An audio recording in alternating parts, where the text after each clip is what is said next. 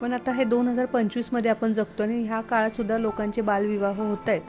म्हणजे अजून पण त्या वस्तीमध्ये सुरू आहे का हे सगळं? ग्रामीण भागात ना, म्हणजे मला असं वाटतं की भारतामध्ये ना, किंबहुना महाराष्ट्रामध्ये ना, ही एक लिटरसी चांगली तयार झाली आहे की बालविवाह नाही करायचा.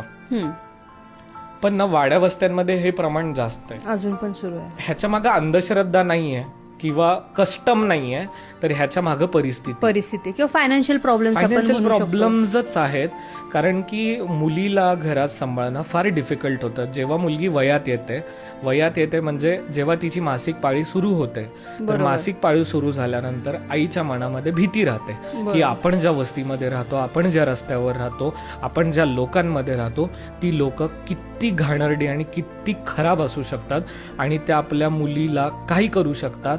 ह्या विचाराने ती आई सतत ह्या भीतीमध्ये जगत असते आणि त्या भीतीमध्ये जगत असताना त्या आईला असं वाटतं की मी माझ्या मुलीचं लवकर लग्न करून देते आणि ह्या मुलीला ह्या लोकांपासून वाचवण्यासाठी मी तिचं लवकर लग्न करते. हे एक कारण असतं.